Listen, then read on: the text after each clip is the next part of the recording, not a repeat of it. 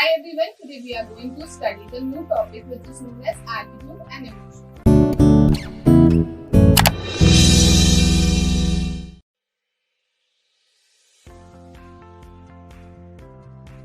Now we will learn how attitude is changing. The first type is perseveration technique.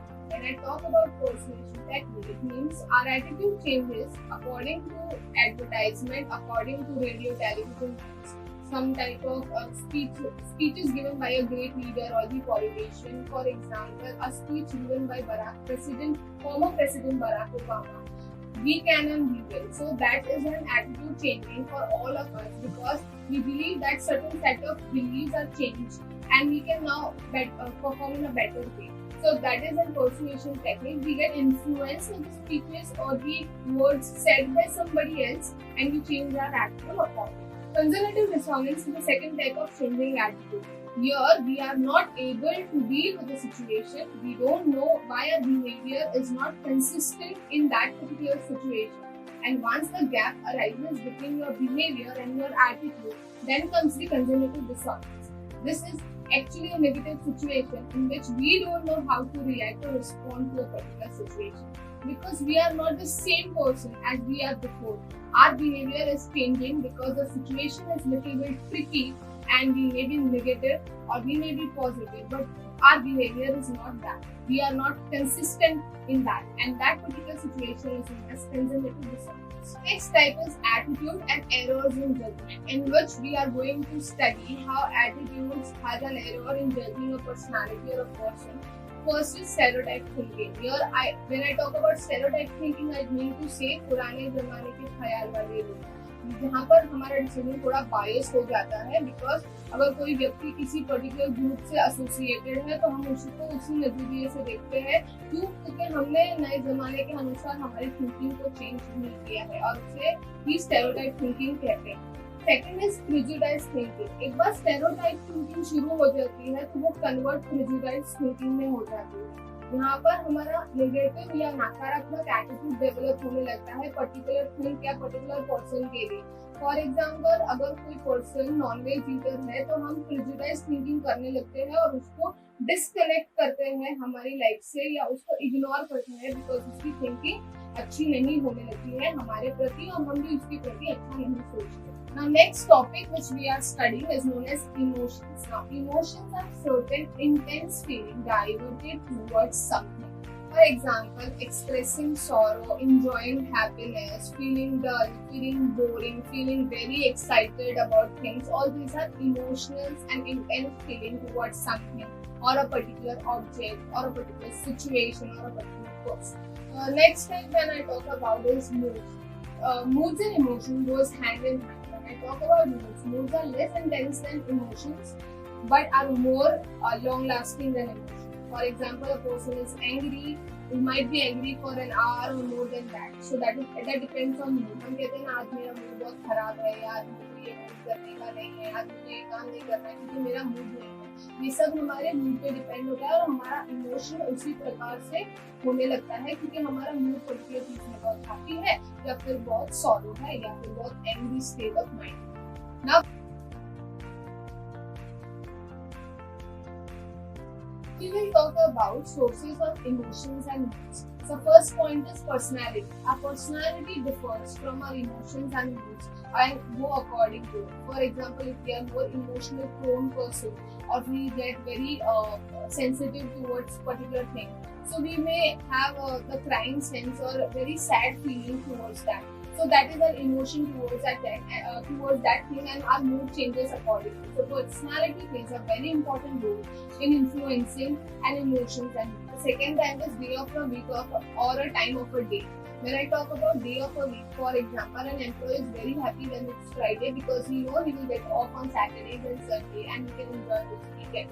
Time of the day, some people are very happy when it is evening time because they know that they will go home now and their office hours are over. Third type is weather condition. When I talk about weather condition, weather has also power to influence your behavior, your emotions and your mood. For example, a person is very happy when it is raining because they feel like now the thunderstorm will come and the wind they enjoy or they will go for the trekking in the weekends because now it is a rainy season and they can enjoy the views of the mountain and the rivers. Next type which has influence over emotions and moods are known as stress. Now this is very important for an employee and for an individual. When you are in a stressful condition, you cannot concentrate on a particular object.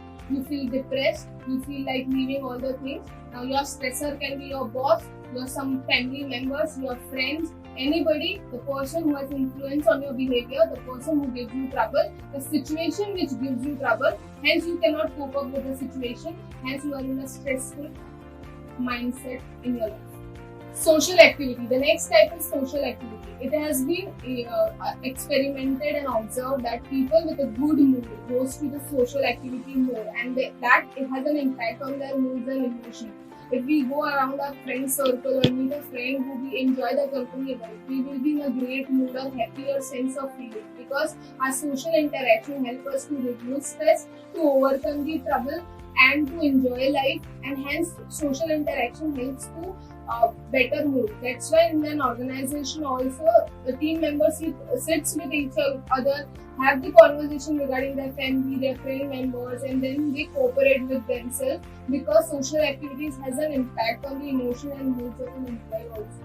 The next source which has influence towards emotions and moods is known as sleep. A person who has a better sleep has a good mood, good emotions, and he can deal with the situation in all day which is arising.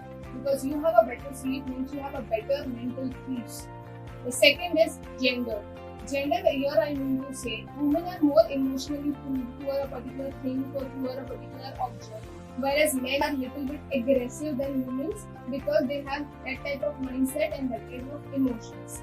Second is age. When I talk about age, it has been observed that young generation has more negative emotions than the older one because the older one has positive emotion, they are a little bit relaxed and they have viewed the world with their own views and they can guide the younger generation because the younger generation has not tackled that situation and they are now going through it, but they are more aggressive because of their age, they are very young. The next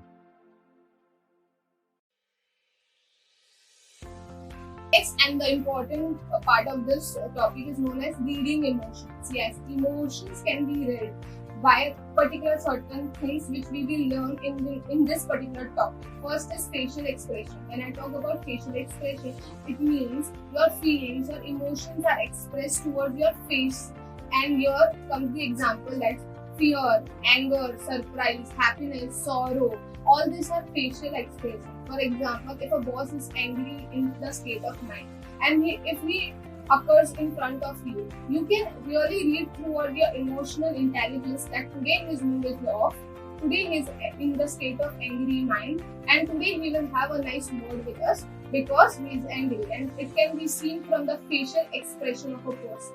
The second type is eye contact. Now, eye contact acts as a window to the soul because our actions or I also speak sometimes. If we want to express our feeling towards something, towards some person's word, we will have some nice eye contact with him. For example, gazing a person or giving a compliment towards a person, we will have a positive eye contact. Or in case we are angry with a person's feeling or person's emotion, we will have negative eye contact. Here we will have anger in our eyes. So eye contact plays a very important role whenever you are communicating with another person. It gives you a hint that a person is happy or a person is thinking something or a person is in angry state of mind. The next is body language. Understanding body language is very important when we are understanding a person or his expression in the situation.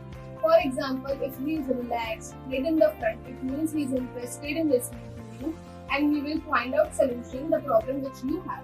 For example, if a person is not interested in listening to you or not interested in any topic which you are suggesting him, he will just hold his hand and stand. So that body language states that he is not interested, he has closed his mind and his opinion, he is just sitting over there or standing over there for the time being. He is not interested in your talk at all. So body language are those gestures which a body gives towards the person, towards his feelings, towards his decisions. And and it plays an important role in understanding the emotions and moods, because if a state of mind is in the angry or he is not into a state of listening, we will give those signs towards his body that yes, he is not interested, please don't start the topic right now. The next point is touching. When I talk about touching, it has an important aspects in emotions and moods, and also uplifting your feelings or your strengthening your relationship with others.